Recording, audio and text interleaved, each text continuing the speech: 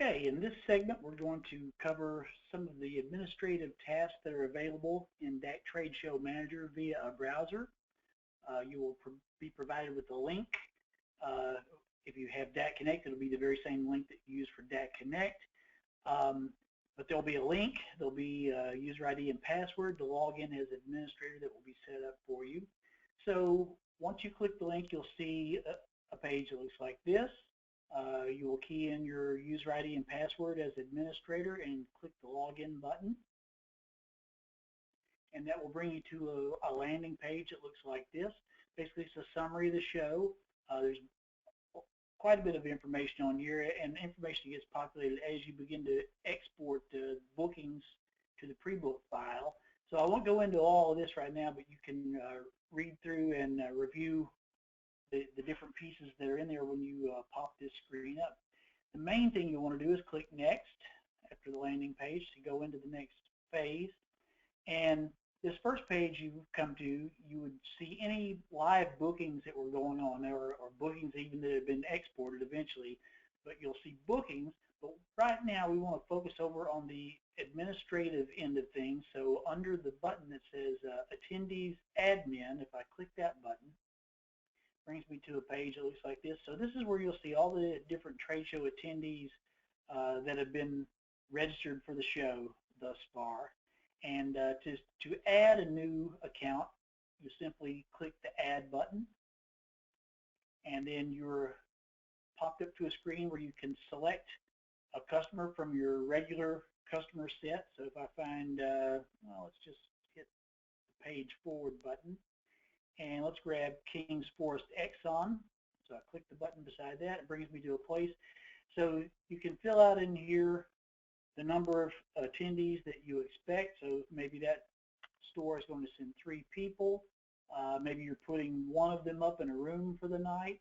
Or actually, I'm on the entry for the number that attended. I'm going to leave that blank for now because you can fill that out after people actually arrive at the show to see who you expected versus who actually arrived. Rooms needed. Maybe if you're having some type of an event that night, dinner or something of that nature, you can put the number of event tickets that are needed. You can key a name for the attendee. So I'll just stick my name in here. And then since we're adding this, what will happen is when I press enter, then it's going to come up and ask to confirm. I'm going to say okay. And then it takes me to a place where I can add a couple of other individuals' names. So I can type in another person for the company, press enter. So I can add several people in here. I'll just add a few folks that from my particular store. So those types of entries, when you're through here, you can hit exit. And now Kings Forest Exxon's been added. They stay red at this point until you actually put that somebody is attending. That's what determines that. So if you have a gatekeeper at your show, they can administrate through here.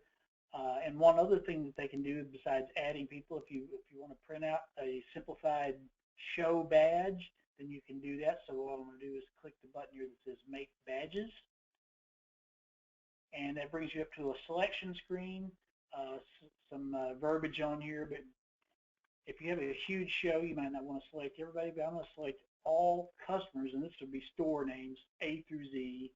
I'm going to give it a file name in case I want to share that file via email or something. So I'm going to call it Trade Show Badges.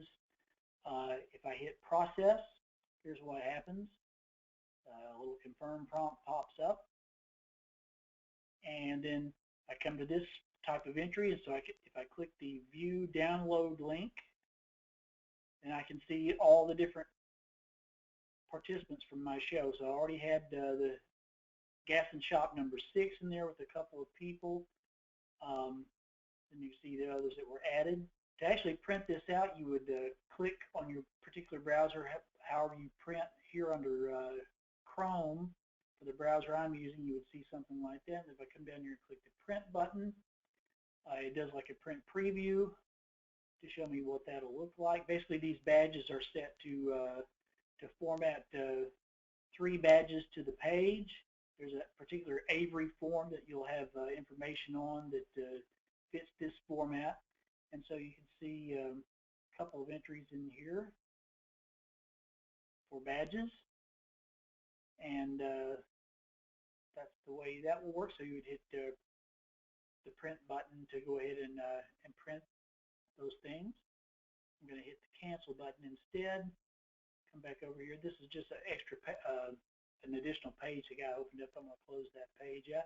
Now you could email those badges or that document to yourself or to somebody that if you don't have a printer locally available to do that. So all these, every time you see this document access panel pop up in any of our features, you can view, you can email, and so forth.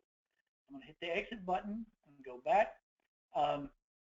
Show guide. I wanted to just show you that briefly before we conclude this little brief overview of admin functions. If I click the show guide, now I can do a guide for each specific store if I want to, and when I do that, it looks at store history and some things of that nature to do some additional things. But if you click the show guide down at the bottom of the page, that's more of a general show guide. It's not customer specific. So let's just click that and see what happens. That first thing it wants to know is a booth range. So I'm just going to let it default to all of my booths. If you needed to print it just for a single booth, obviously you'd put that same booth as the beginning and ending range. I'm going to click continue. And then here we are back at that document access page. I'm going to click view download this time.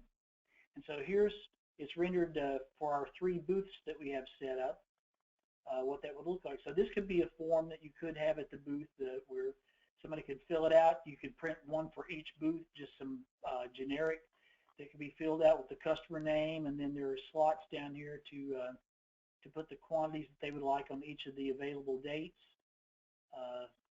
The show incentive, whether that be cents off or points, whichever mechanism you're using to track that, would show up in here. And when you do the customer specific, a few other things show up. Let's see if we can find a customer here that might have some information. So I'll back out of that, exit, go back. I'm going to click King's Forest. I'm going to do a guide specific to them. And I'm going to do booths. Well, I'll do all my booths. Well, I only have 3 booths set up. So I'll click continue there. And then I click view download. And now you'll see some additional information has popped up here now. Now it actually is rendering what that customer's price would be, including the incentive if it's a cents off invoice allowance, and it shows breaks it down to a per retail unit what their price would be per unit.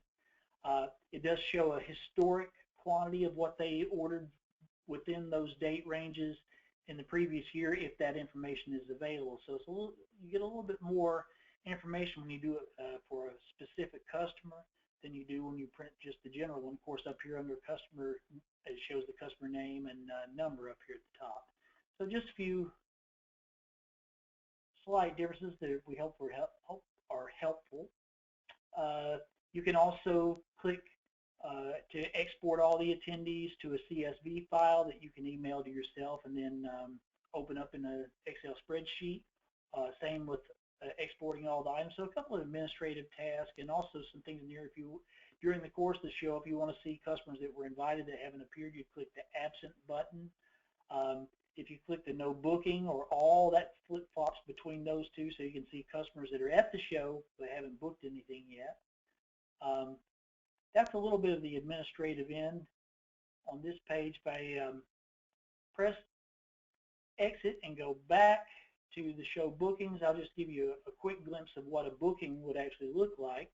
If I already have a sample set up here, so for that one, if I click edit, it'll take me back into that booking, and you'll see some entries in here. So what happens during the booking, there are up to 34 items per page. You can click a button on here that advances to the next page if there are more items available, and so forth. Essentially what the booth operator would do is touch on a touchpad or click with their mouse on a laptop or a desktop the items that they're interested in possibly booking, so you can come through here. You'll also see that the off invoice allowance is reflected here, so save 75 cents, save 99 cents, those would be off invoice discounts.